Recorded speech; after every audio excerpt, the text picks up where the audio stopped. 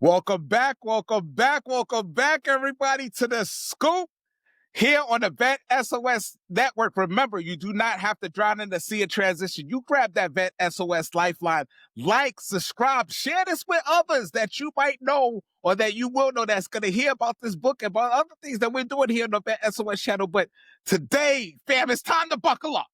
It's time to buckle up. So if you drive around without your seatbelt on, or if you think, ew, we need you to strap in because we have one of the best books I've read about resilience, about leadership, about under fire to this date, right? And we have him on today. I asked him, I say, how long do we have? He said, we have as long as the audience needs us. So we're gonna be here, we're gonna be unpacking some stuff, but this episode, woo-wee. This episode is about to be raw, real, and ruthless in the best way possible. We're sitting down with Sergeant Major retired Bart Womack. He's a decorated combat veteran, Bronze Star recipient, and the fearless voice behind the explosive book. This is what we're going to be talking about today. Embedded enemy, the insider threat. Bart is no stranger to the battlefield, but this most dangerous enemy he ever faced wasn't behind enemy lines. It was sleeping under the same roof. Today, we're unpacking betrayal, leadership under fire, invisible wounds, and the truth about resilience in uniform and beyond. This story isn't just for military, it's universal. If you ever been betrayed, battlefield burnout, or tried to rebuild from the inside out, this one is for you. So it's time to sit on the stoop, and we're going to get the scoop with Bart. So Bart, what's going on, brother? How we doing today? Doing fabulous. Elated to be on the show. Man, so I appreciate you coming on. And before I hit the record button, I said I appreciate you sharing this book because I know the intensity it takes to relive a moment, to share with others, and to help with the healing portion of recovery. So I know a little bit about you, but I know the audience want to get the scoop on the gentleman that's sitting to the left of me. What's the scoop on you, boy? Let's get a little background about you before we dive into the book. Well, I think you said it all in the introduction. That kind of accounts for the military part. Transitioned out. I would tell you that my transition is pretty seamless because I knew what I wanted to do. So that's a message to people transitioning out. You need to kind of know what you want to do. The earlier, the better. And believe it or not, I knew what I wanted to do when I got out. Years before I got out, I was just waiting for the time and didn't know when that was going to be. So transitioned out, went to Hollywood to be an actor and military technical advisor. I tell people I loaded up the truck and moved close to Beverly because Beverly Hills is less than a mile from where I live. So I did that for 5 years. Got to work with a few big names and all that. It was pretty fun. I learned that a director is, just like a general. You just advise them, they can kind of take it or leave it. If you listen to what I say, your project's going to be good. Listen to what I say, your unit's going to be good. If you don't, you're going to come out to me and say, well, you told me to do this, but I didn't do it. So, yeah, one up on you. Well, I already knew that when I told you. And then I got into some corporate America stuff, working with veterans and using employers and what they had in their, whatever the business was, to leverage that into getting veterans employed. And then from that, I went to getting veterans educated, if you will, in terms of certifications. Now all that stuff is behind me. On the side, even during those times, I worked as a security consultant to share the subject of situational awareness security. So now I do that full time by speaking, providing proactive strategies to mitigate mass shooting, inside threat attacks in the workplace, academic institutions, and places of worship. Wow. So it comes down to full circle of, what your experience in the military to where you're using that to transition into the post-military life. And before we get into the first account event about the embedded enemy, the insider threat. Like, my question before we had started is like, when was when did you realize it's like, you know what, I need to sit down and talk about this event, to share this event, because it is not well known. Is, I was there, I've seen it with my own eyes. I wanted to share this because the show, for me, when I read the book, all I thought about was resilience, about leadership on the, everything that I shared at the beginning, at the intro. I like, wow, this individual is, salute, like I told you, salute to sit down and put these chapters together. And we're gonna go through the chapters, but my question is, what made you sit down and say, you know what, it's time for me to put it out in the book so others could know? Yeah, you kind of said it right off the top. Was I believe that no one knew, and I wanted them to know that this attack happened. So it kind of got put to the side. So it happens March 23rd, 2003, uh, early in the morning hours. But later that day was the Jessica Lynch convoy was commandeered, and our ground troops were getting into fights on the ground. All that happened the same day. That was the first contact on the ground. So that took over the news headlines. And you know how the news works. Something happens, they kind of put out a little bit, and then you got to follow it through blogs or whatever. And this went away. If you didn't know that it happened, you didn't know the follow up on a blog and all that. Not to mention the fact that even though this particular person at the time, now it's allegedly have done this, it still has to be a complete investigation. And you weren't really getting any updates on that. The public in the world wasn't getting updates on that in that investigation. So I knew that in the end that the world didn't know, and I wanted them to know what happened to, more importantly, my soldiers, that night, and who did it, uh, in an effort to prevent it from happening to any other unit or anyone else in the world from that matter of being from the inside. So, I mean, I really knew from the very, very beginning that I wanted to tell this story. I didn't know how. I hadn't written the book. I just said I'm Right. going to write one. And that kind of started the process. Now, I always say we do stuff and you don't do it. Now, I only told Bart Womack I was going to do that. I didn't have enough nerve to tell anybody else that I was going to do that. Right. So uh, it was years later before I began to kind of tell people that I was. And I remember one person saying, well, every time I see him, I was saying, you keep saying you're right, but I don't see nothing. So you start open up your You're like, big yeah, mouth and it's start coming telling people along, they're it's going to coming be on along. you. You know what I mean? So, but that's good pressure. That's good pressure. Like, for me anyway, that if I say I'm going to do something, I'm going to do it. It's the same guy that was in uniform. When you say he's going to do something, then you have to do it. You don't open up your mouth and say it unless you're going to do it. So that put the pressure back on me to actually get it done. So it was actually good pressure. Wow, and this is good. So when you started off in chapter 1, you talk about the 5-minute mayhem. I call it as, like, when I started to read it, it was like the shock, the chaos, the action, the art, the threat, the instinct versus training, the crisis leadership, like all of this. When I was going through chapter 1, that's that's what came to my mind. So walk us through that 5-minute mayhem, because I tell people when it starts out, like the way how chapter 1 starts out in any book, it's gonna be fire. So you came out, guns blazing, you talk about the 5-minute mayhem, the chaos. Like, walk us through that. What's the scoop on that? Yeah. So we're going to go back to March 20,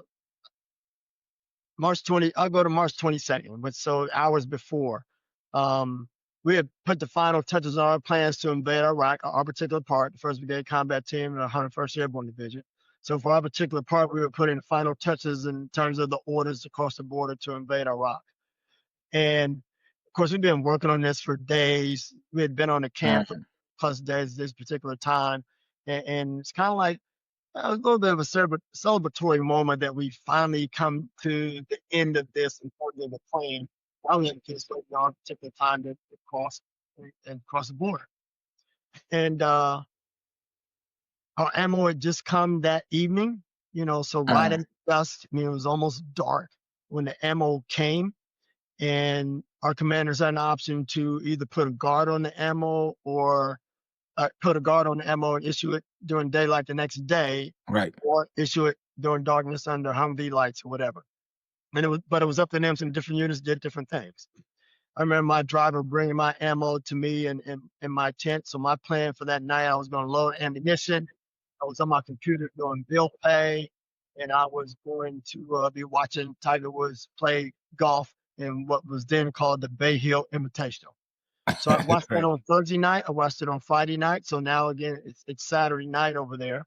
And he was already lapping the field, and I was settling in to watch him, annihilate the field. Like he would say, when you have him down, step on the throat, and he was stepping all over the throat. Right. Um, so where I was sitting was right at the end of a table, where right at the end I could see the floor in front of me because I was right at the end of the table. The tent flap was probably about 4 or 5 feet to my right, and it kind of moved, and that got my attention. Then I realized it was just the wind. And then it kind of stirred again. I could hear it kind of scrape against the wood floor and a little bit of sand there. And I didn't look because it had blown a little bit before. So I figured it was the same thing. Then I see in front of me, at the tent's edge that was in front of me, these sparks. And I knew we were in the land of not quite right, and this is a not quite right grenade that's Right. sparking for some reason before it explodes. Now, I'm not as brave as you and your audience where you just go pick it up and say, "Ooh, let me get my reader so I can make sure." Yeah. No, I can do it. Right. I'm not that brave. So I just knew it was some type of grenade, right? Didn't know what type.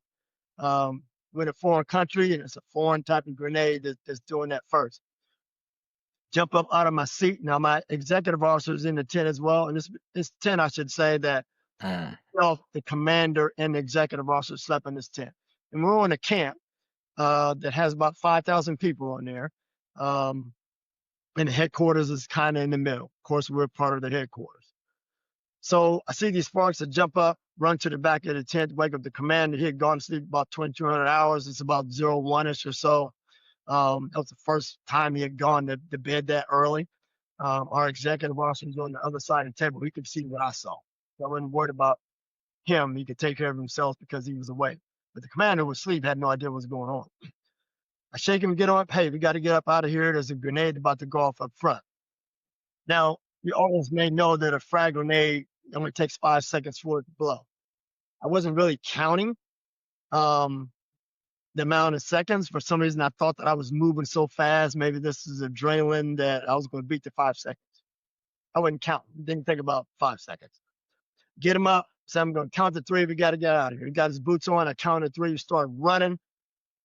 I'm on the left side, the same side as where the grenade came in. I'm running down the aisle like this with my hand up as if that's going to block all the shrapnel in the world. All I did was expose more of me, right? Right. But anyway, again, one thing about that either. But so I get out of the tent and I turn around and I call for him. He's not right beside me. So I'm calling for him in hushed tones. Again, I know we're in some type of attack. And there's no answer. Then I hear a gunshot. I hear a gunshot standing up the tent. That now, since I turn around, is right in front of me. Probably about 25, 15 yards in front of me. And I hear a yell, and I just know that that's the executive officer. Not that I've heard him yell before. I just know that it's him. Nobody's voice, right? I pull out my weapon and cock it, and has a magazine in there. And when I cock it, the bolt just stays to the rear.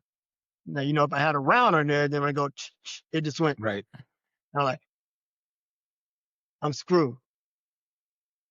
That little picture, like a cartoon, was in my head, and all it saw was all the ammo on the table where I was sitting, and I can't get to it.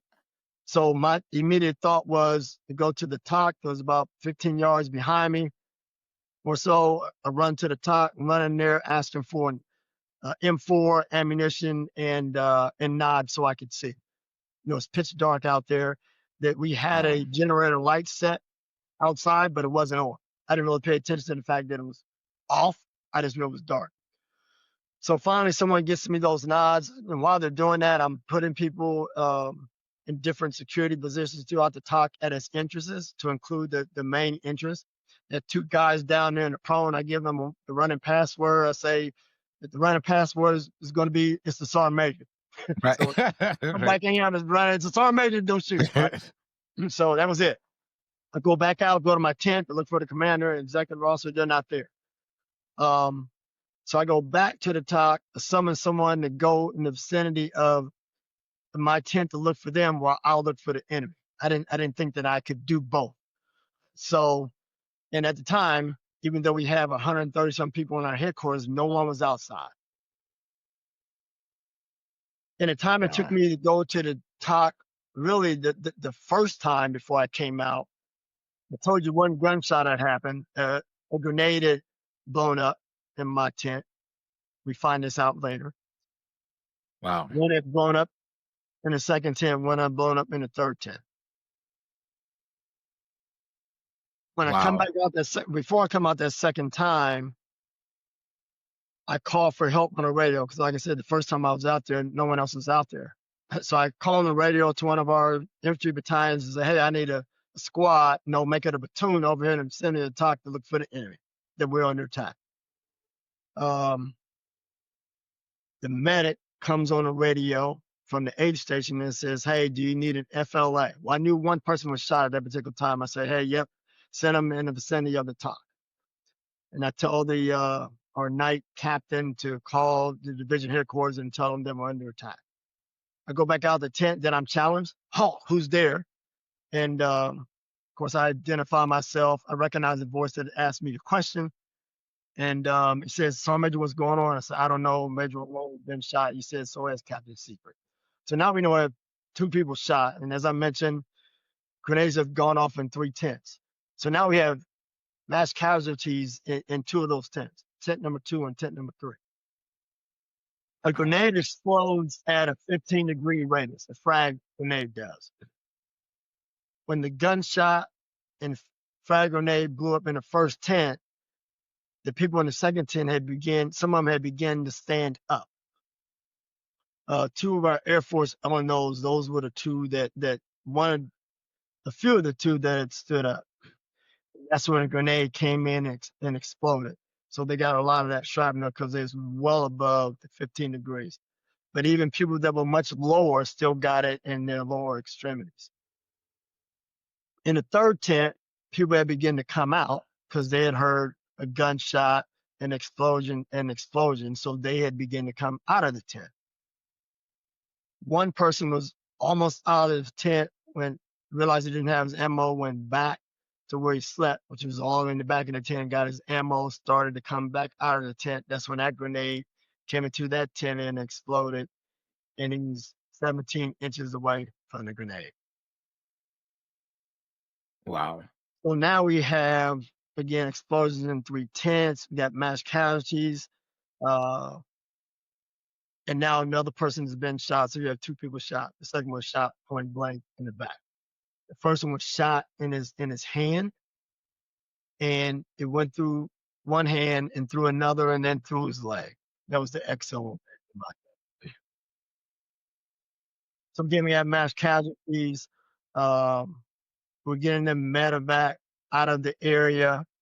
Our first sergeant took charge of the medical evacuation and began to triage the casualties. He determined that the casualty collection point would be in tent number 2 since they had the most severe casualties that couldn't be moved.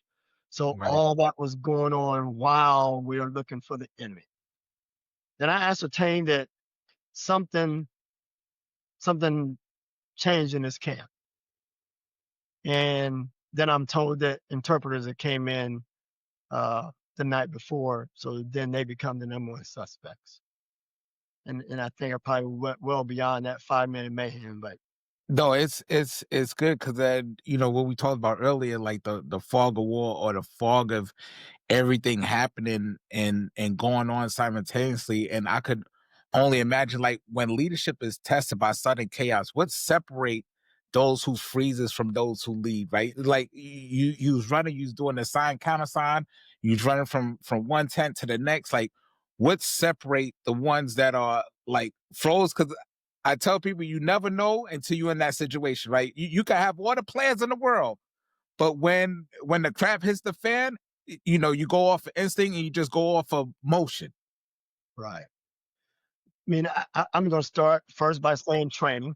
But as you mentioned, people react differently, right? So everyone has the same training, but how are you going to react to it? How are you going to when what part of that training are you going to employ and when? And it just became instant.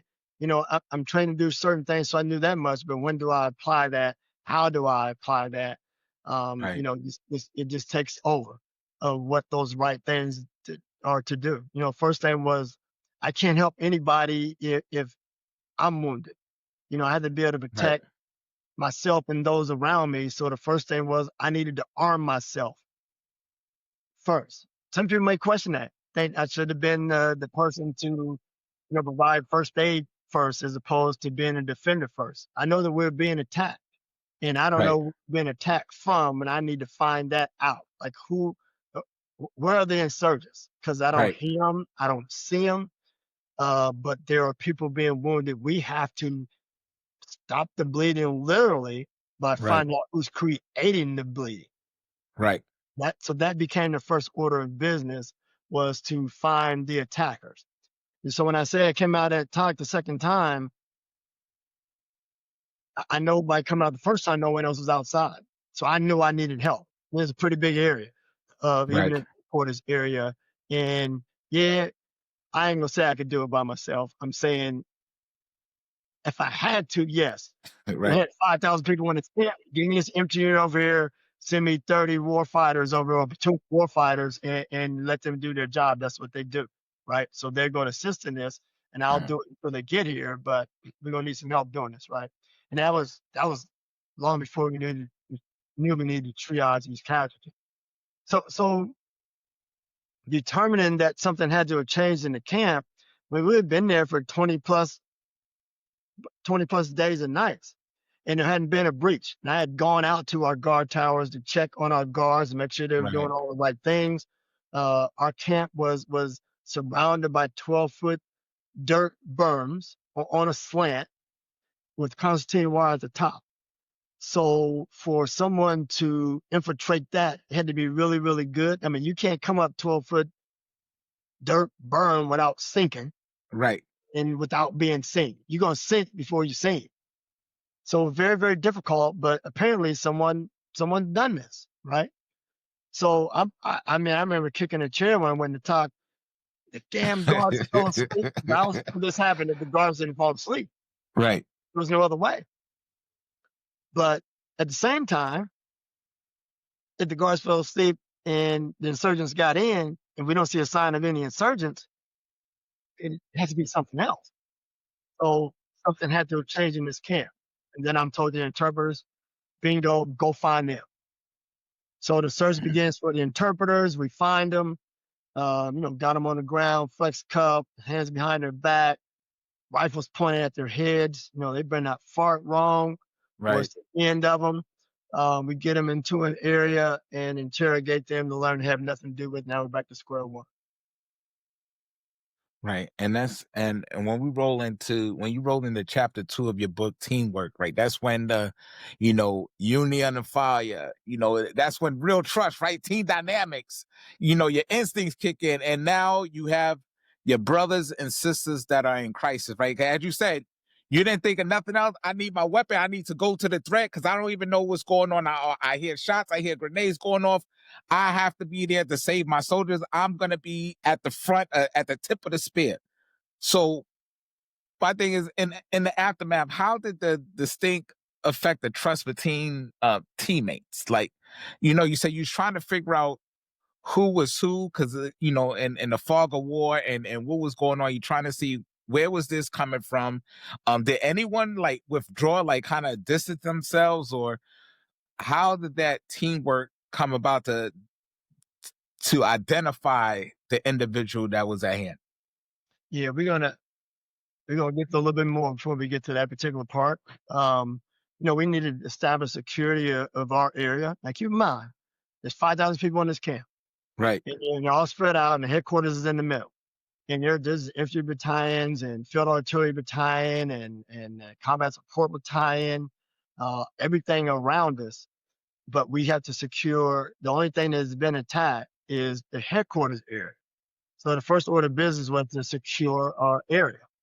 Now, in the security of that area, just think about headquarters in the middle of this big old camp and all of our soldiers around us, and we're securing this area. Well, we ain't securing the area with the weapons pointed inside, the weapons pointed outside. Guess who the Right. weapon was pointed at when on the outside? Our own soldiers.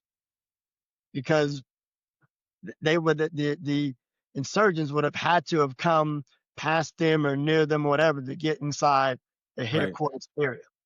So that became the first order of business. So as people were beginning to come out of their tents, sirens going off, some are going to the bunkers as per SOP by the scud sirens going off.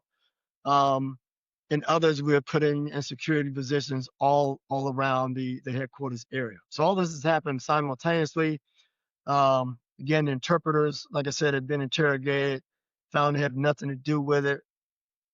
And we were looking for insurgents as well as evacuating our casualties. So they're being loaded on FOAs, taken to the aid stations on the camp. They're being further triaged there. The medevac helicopter comes in from the local cache. There was about a 1-minute flight. First helicopter lands, 4 people are loaded onto that. It takes off, takes a 1-minute flight to the cache. Right behind it was the second helicopter that landed. That helicopter lands. As it is being loaded, is huge fireballs in the sky. So now we're thinking that we are not only an attack from the ground, but also from the air. It's a coordinated attack. Now, again, per SOP, people are going into bunkers and all that. Is this a scud that was shot down? All we see is a huge fireball. You don't smell anything that's been possibly emitted in terms of, a gas or anything like that. So we're safe from that, but we still got this huge explosion in the sky. Like, what is this? Is there another one coming or whatever? We don't know what that is at that particular time. But everyone stops to kind of look up and think, okay, coordinated attack. So now we've never been attacked from the air, and we know we've been attacked from the ground. That second helicopter that landed, once it was loaded, they were told they can't take the 1-minute flight to the cache that's a minute away. They have to fly to another cache 75 kilometers away because of the potential threat in the air. Kind of an oxymoron that you fly 75 kilometers away to another and you're in the air longer versus shorter. But because that air threat was shot down over the camp right there, they just figured that's where the strikes were potentially coming from, and they didn't want to be in that airspace to take that 1-minute flight to the cache. So they sent him to another cache 75 kilometers away. That arguably cost one of our guys his life just by being treated much later. Wow. So we still don't know what that big old fireball in the sky is. But now we do have our casualties evacuated. We are still searching for insurgents on the ground. So our commander didn't make it out of the tent because the frag grenade had blown up in the tent, knocked him back into a sleeping area. And then when he finally did come out, him and the XO, they moved over to tent number 2 to help out in the casualty evacuation or just kind of checking on soldiers over there. They just came out of the tent. And so our commander was a little concussed from that grenade. Finally makes his way to the TOC and says we need to get accountability of our personnel. So Nick call goes on the radio to get accountability of our personnel. We learned that one person is missing, a Sergeant Hassan Akbar, saw our grenades and ammunition. Then he became our number 1 suspect. So I remember hearing that, in the TOC when that was announced. And of course, it went out over the radio as well. So you have to pause for a moment to think about, okay, you're saying that one of our guys is responsible for this, but you only pause for a second. It's like, go find him. Right. But you think about how you're going to find him. 5,000 people in the camp. Everyone's dressed the same. If in fact he's still wearing the same thing. So I come out of the tent, me and the intel officer, Major Warren, and we both had been putting people in security positions around the TOC all night. He also was going to bunkers to check on people. He just walked up, He's walking around with his pistol in his hand. As he approached the bunker, he would say, "Who we have in here?" They would say, "Who's in there?" And he'd give him some instructions, move on to another bunker. Once we learned that it was Akbar, he and I come out and talk together. I go to the left, he kind of goes straight, and he realized that there was a bunker that he hadn't gone to all night. I'm going towards our leaders that are on the ground there to tell them who we're looking for. So I remember telling our first sergeant, and the infantry battalion sergeant major came over with that platoon. I remember telling them to, as well as some other leaders, of who we were looking for. And the first one says, "You mean it's one of our own?" And I again had to pause and say, "Yeah, that's what I'm telling you. That's what we know." And I didn't want to tell them how to tell their subordinates that we're looking for one of our own. That I left that up to them. I don't know what they said to him, but think about this. You go tell a subordinate that we're looking for one of our own. They're in a Right. bunker, or they're in a security position or whatever, looking for the enemy. Now the enemy's going to be wearing the same thing. And then the possibility of someone else is Right. even walking around in front of them with the same uniform on.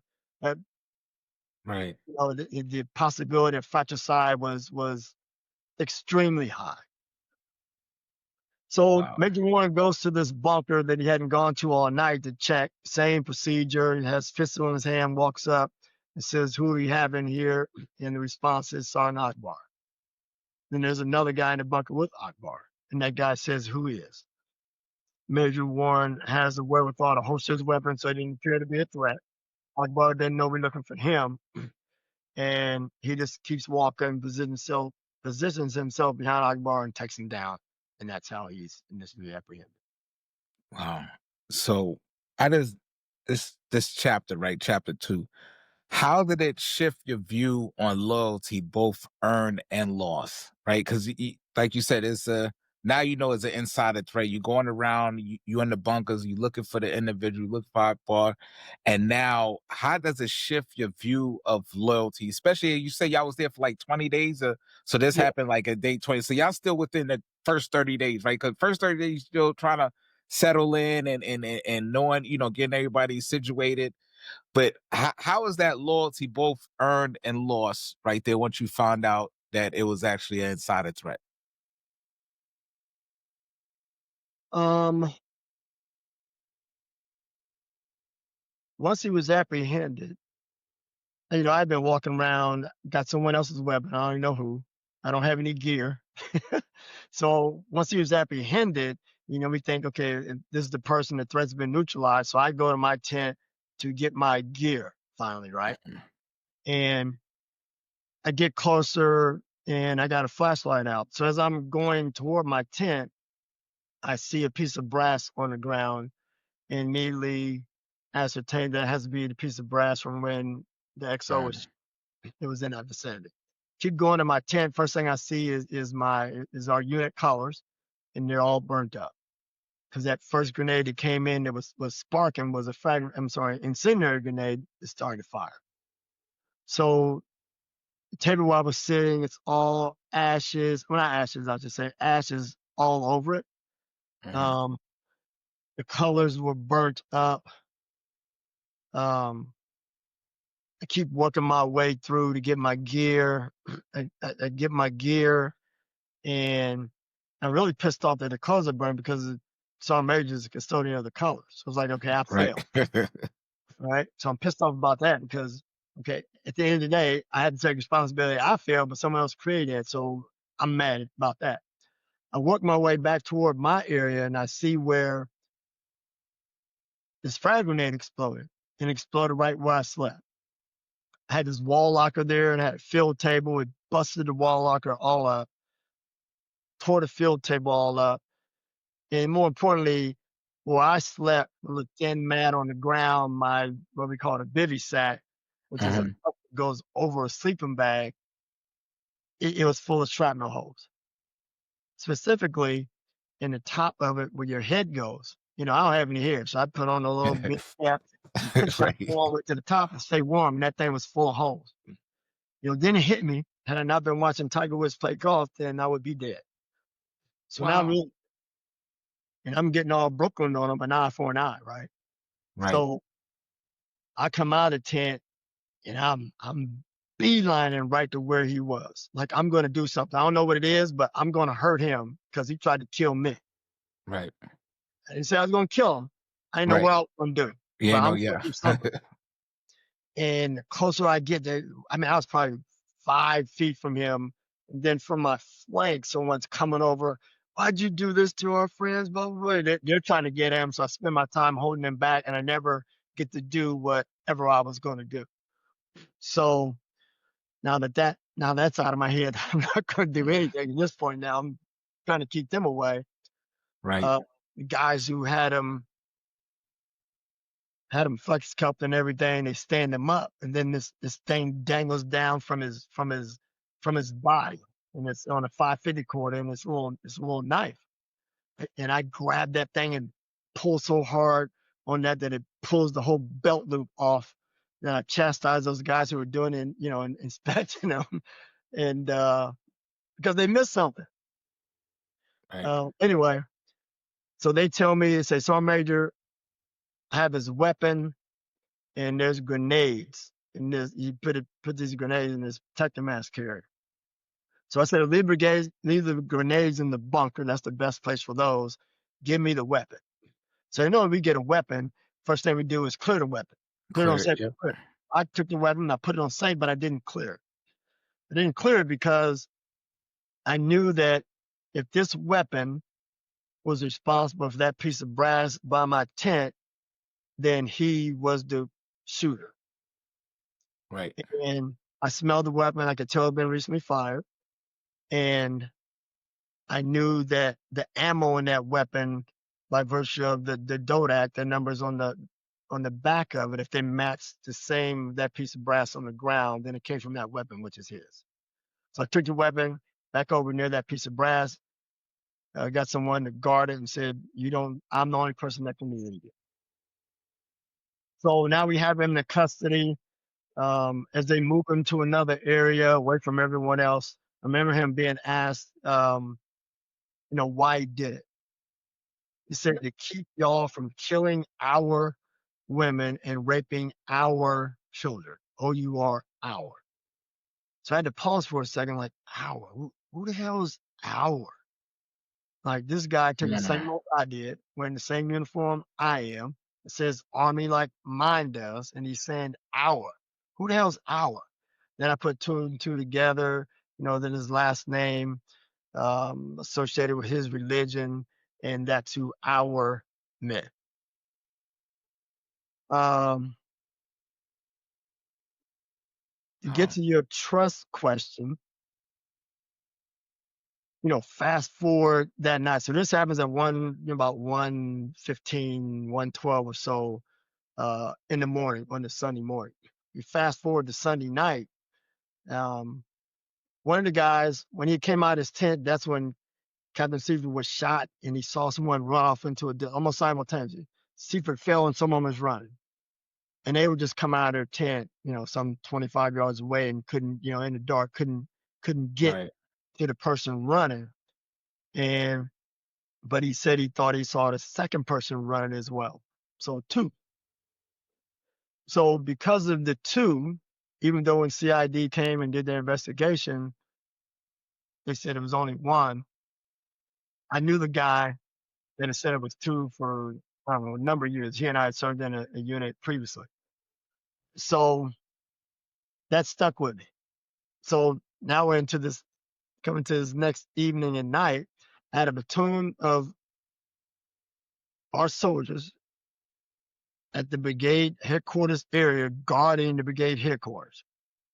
So like before, during the attack, we got another platoon guarding it, but they're guarding with their weapons pointed out against who? My own soldiers. Right. But it was like, you almost got me. You injured the commander. You injured the executive officer. You injured 13 others. Yeah. By now we know Captain Seifert died of wounds, so you killed 1. But I ain't gonna give you a chance again. If there's a accomplice, okay, we don't know who it is amongst the other 4,999 that are left on the camp. But I'm not taking that chance we're gonna have guards over here. Right. And I would tell you those guards, I mean, like never before I'd seen in any training or any going It was to, locked in and focused. yeah. It's I in the mean, book. and again, they're challenging the hell out of my Right. other soldiers that are in the headquarters. I just remember hearing, but I didn't put a stop to it. I'm one who initiated. Right. But that trust went out the window that fast. Wow. And that's where it comes down. You put inside chapter 3, the internal damage, right? The battle within the ranks. You know, that's why I got and one of the things I took away from that chapter um said that, you know, you question everything, your judgment, your instincts, and your ability to lead. Trust collapsed like a house of cards in a desert wind. You know, so I could imagine, like, you know, because you have the guards, you have that, you know, internal damage, right? The battle within the ranks, right? Everybody, you know, people coming up to the tent and they getting challenged, right? You know, so is that chaos, and the damage wasn't in the facility, it was in the morale, right? Because now people don't know, you know, who to be trusted, who to trust, who, like, are you enemy or are you foe? We, like you said, we all have on the same uniform, and I'm sure that was very stressful during that time. I mean, personally, um, not that I thought about it before those guards were in place, you know, because all through the day we didn't have that. It was only at night. Well, I figured the attack happened at night, hard to see Right, people and all that, and uh, it wasn't from within the headquarters, but it was still within the overall unit. I wasn't going to take no chances. I didn't even ask what everyone else was thinking in that regard. I didn't ask the commander, what do you think about doing this? I didn't ask none of that. Like, I was almost killed. That was enough for me. I didn't need to right, ask nobody, hey, well, you was almost killed too, right, man.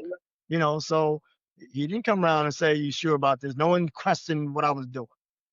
Uh, Nor did the guards coming to do it. Are you sure? Like, were you? But they had already seen one of our own soldiers do it. So what's the question? You know what I mean? So, right. uh, but even before that, because that those guards coming over after the attack at night, it was not quite 24 hours later, but during that day, you talked about the morale.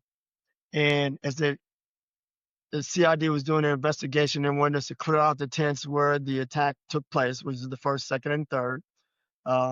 Command tent. The next one would have all the majors in there and a few senior captains. The next one had all the captains in there, a few senior lieutenants that were in the brigade headquarters. The 410 had senior NCOs in it. It wasn't attacked. Um, but people were sitting on this wall. It's kind of, we call it a Texas barrier because it was like 12 foot high and had these little benches, concrete benches embedded in it. Hmm. And they were sitting along there, but I could see that their morale was done, their motivation was, they were done. They were done. Right, And what I saw was a group of people. I saw my soldiers not ready for war. That's why we right, were there. And this thing happened. And yes, it's extremely unfortunate, but we still had to go fight war.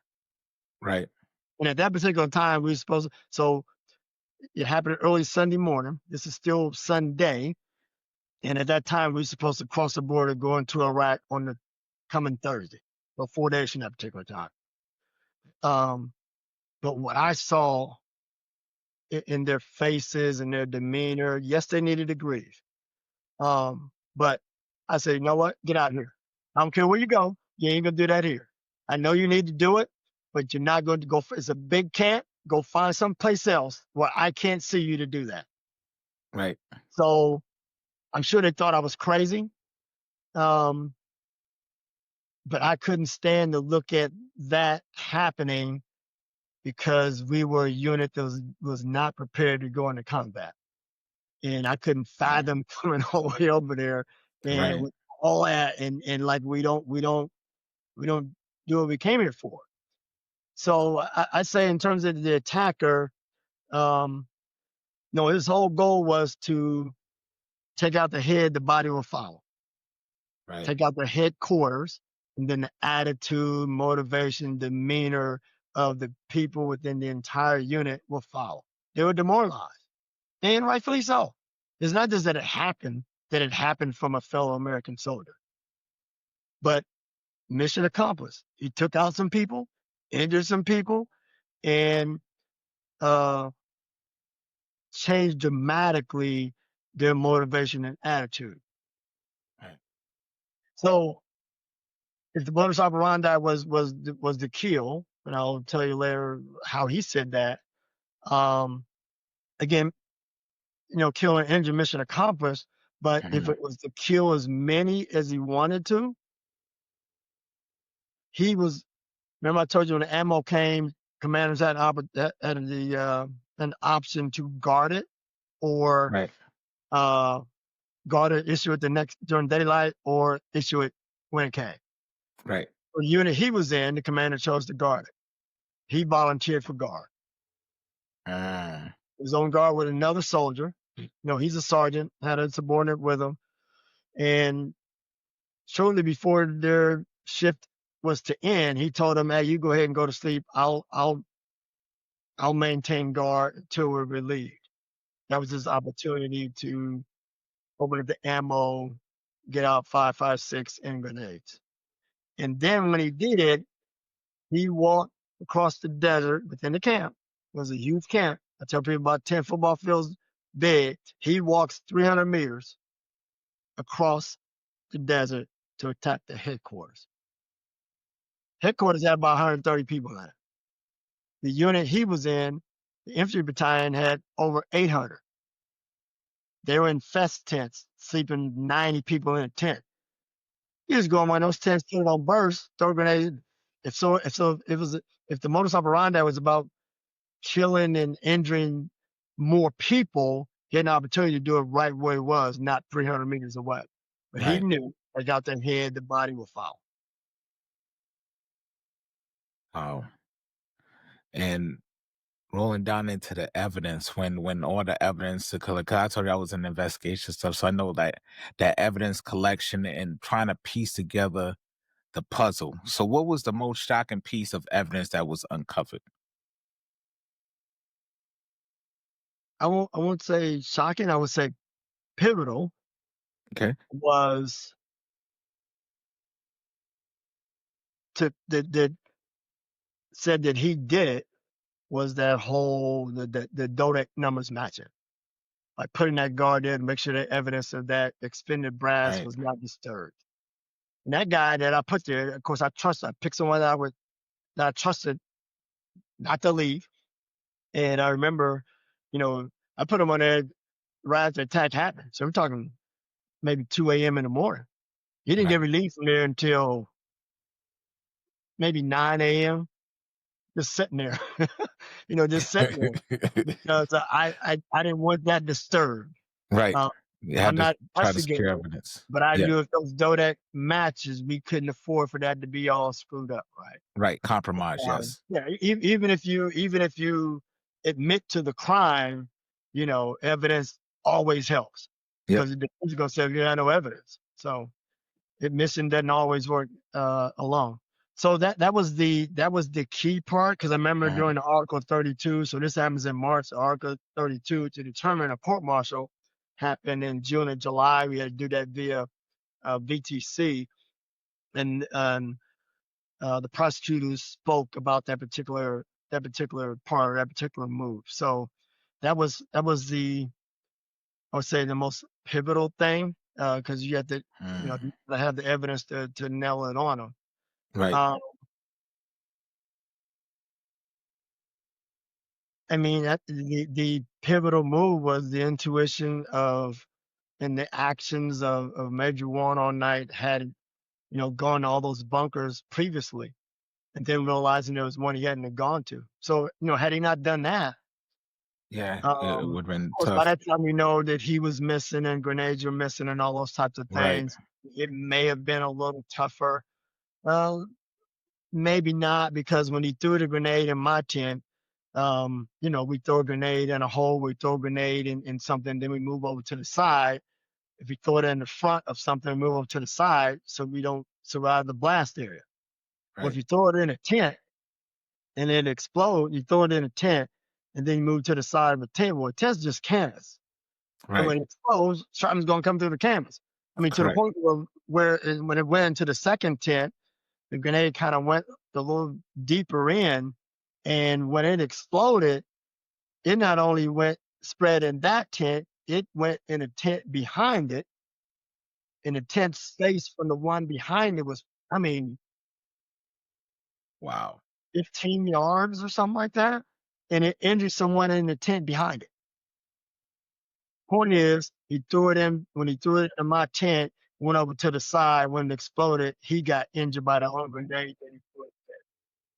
So it would have been hard to explain, like, why you're injured with shrapnel, why is your Mm. weapon been fired, all those types of things. But still, the intuition of Major Warren to go to that bunker, that kind of stopped everything. I say that I know. all of Wow.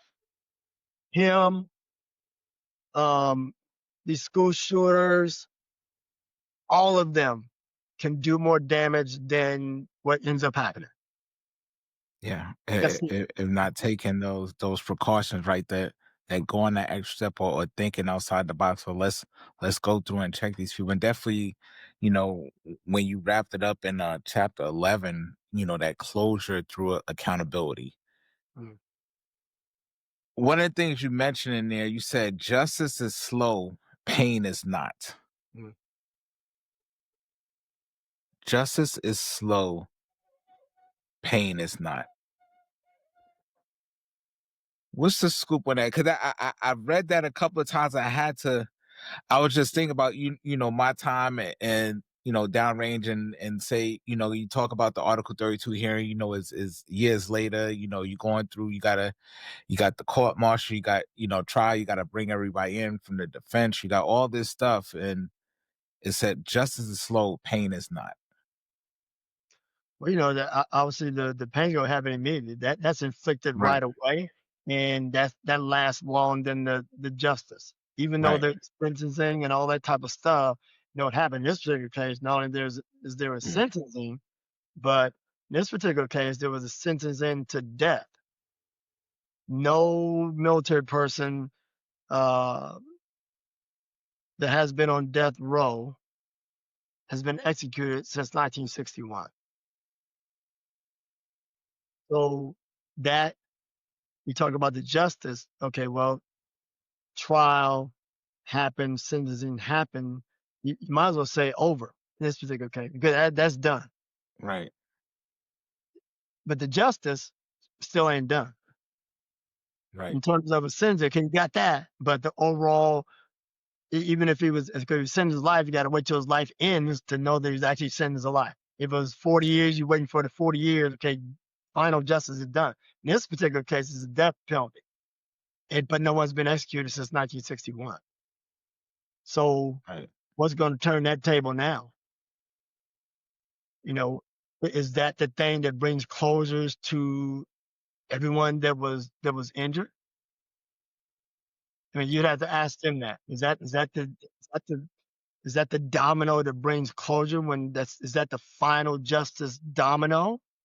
And then to know that that it hasn't happened to anyone since 1961. However, what those families had to go through, what those service members had to go through, is still there. The scars are still there. And some of them see those scars every day when they take a shower, when their Yes. shirt's off, when their pants are off. It's every single day, every day. Yes. One of the things that I did take away from when I went through the book, I was coming up to the end. It was in there where it says healing began when justice spoke. So it's like, okay, hey, he's getting the death penalty, and now people could start healing, right? Like, okay, it's gonna happen, but that it was stated in the book, healing began when justice spoke. I would say that at the time of writing that, that made more sense. It and it there is some healing to a degree Mhm. that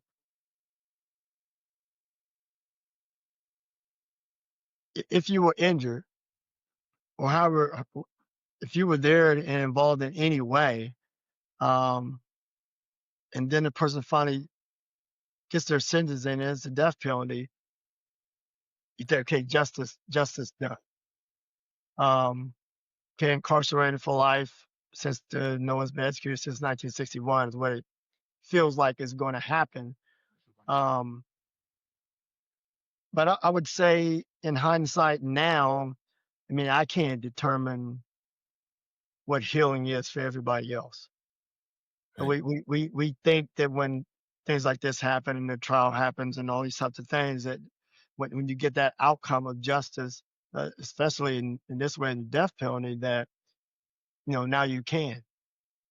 But have they? They're probably a step closer to it, as opposed to being fully healed, or in some cases, some people will never heal from Right. it. And here's the thing that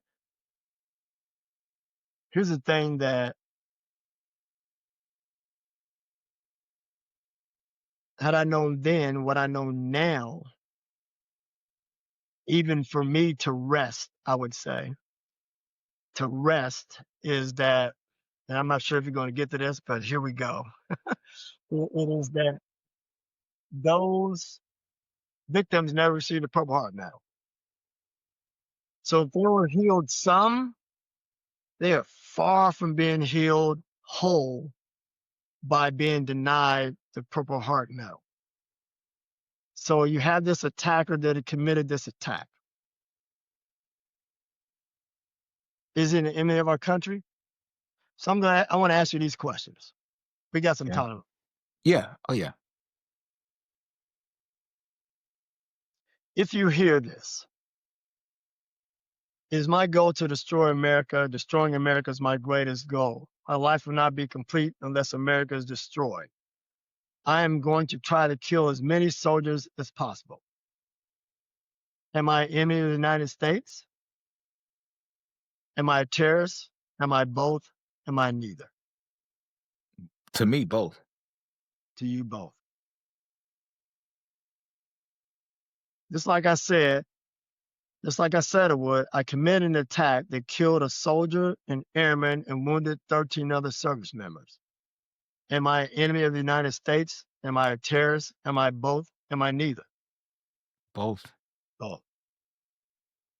What I just described to you is what was said prior to and what took place on March 23rd, 2003, where a radicalized fellow American soldier committed a lone actor attack based on his extreme religious belief. Lone actor meaning he had no communication with a foreign terrorist organization. He was sentenced to death and currently sits on death row for his crimes. Now, is he an enemy of the United States? Is he a terrorist? Is he both? Or is he neither? I say both. If your answer is yes to being an enemy of the United States and or yes to being a terrorist, then perhaps you would think, I'd certainly think that those 15 victims unequivocally should be awarded a Purple Heart Medal, of which they have been denied. Wow. They have been denied the medal based on a 2015 addition to the regular 2015. This happened in 2003. A 2015 addition to the regulation says that an attacker must have been in communication with a foreign terrorist organization, that the attack was inspired and motivated by that communication. That's why I pointed out that he was a lone actor, meaning he had no communication with a foreign terrorist organization. And you say that don't matter. Yeah. I That's say all enemies, foreign that and, doesn't and matter. domestic. Right. Yeah. Yeah. Why does that matter? Why I got to talk to somebody? Why do I need to talk to them to be inspired and motivated by them? I can pledge allegiance to them. I can get down with them all day long. I don't have to tell nobody, and I don't have to talk to nobody. And that's what he did. Again, that was added to the regulation in 2015. If the But it incident was occurred in added. 2003, That's right. that was that But what was about from before. 2003 to 2015 before this was added? So the military is choosing to ignore that. The 2015 edition was added because of the Fort Hood attack in 2009. They didn't receive that award in 2009 either. They didn't get it until this 2015 addition to the regulation. They put those specific words in there because that attacker was in communication with foreign terrorist organization. So it's very, very solely, for the most part, specific to that attack only. But my soldiers and airmen are being denied the award based on something that happened years later. So what about from 2003 to 2014 or mid 2015 before this change happened? That's why I point out in that verbiage, am I still an enemy of the country or terrorist? Uh, Neither or both if I did not communicate with foreign terrorist organization, if I was just a lone actor. Should not matter, but the Army and Air Force is saying that it does. And they're doing nothing to change that today. As of today, they're doing nothing to change that. Definitely putting it inside your book and sharing it with the world, just to see the magnitude that it took and the toll that it takes on the individuals involved, the ones who were wounded. Definitely, um, Purple Heart should be definitely awarded, without a shadow of a doubt. What's one thing before we sign off? What's one thing uh, that you want to share with some of our active duty, our veterans out there, and people just listening, like how to um, move forward, or how to keep building and releasing the internal energy? Because we talked about before, it took a while to put this book out, but when you shared with me, it's like it was helping you heal as well. To share the story, because the story wasn't well, publicized and stuff like that. It's like I want to do my part to put this out to let people know what happened at that event. Mhm. Um, well, as first and foremost, buy the book. So you learn the play by play, the story. I try to do blow by blow, second by second. As you mentioned, I think you're going to be on the edge of your seat. That's intentional because I was on the edge of mine. So I try to create that safe environment for everyone. I mean, that's the hallmark of storytelling, is to put you in a space you need to be able to see it, to feel it, to taste it, to touch Yes. what that's feeling. You need to be, all those senses need to be activated, while you're reading. Um, so if someone feels that when they read the book, then check mark, mission accomplished. Uh, but only the reader can determine that. That's not for me to determine. Um, but back to telling the story, that I think that's the thing. I think to Mm, get past something, to get it out of you, even though I do these things regularly, yeah, even though I'm on stage, I'm talking about situational awareness security. This is what got me there. I right. always say that we got fooled. We were supposed to know, leaders supposed to know every single thing about their soldiers and their families so they go look out for their welfare. If that's the case, then how did we miss this? So that was the main thing that stuck with me. It was the survivor's remorse that everyone in my tent got injured except for me, although it was only two more, but everyone except for me. And then this whole, like, how did we not know? And why wasn't these elite leaders not situationally aware of what was happening right up under their nose? Now, I don't blame them for that. I hold them accountable for some of it. To include myself, even though his wasn't right around me, I still have to. So that's the thing that sticks the most, that has prompted me to do the work. Because if it happened inside a close knit brotherhood of the armed forces, then it can happen in any campus, community, organization at any time and anywhere. Um, the insider threat. I'm sorry, that domestic terrorism is our new reality. Yeah. So that's one of my quotes. And the other one is this. We hold several professions and everything in high esteem and all that. Uh, no one could have ever fathomed that something like this would happen. So as a result, there is no profession, level of education, ideology, or religion is above reproach. There is no profile. The insider threat is closer than you think.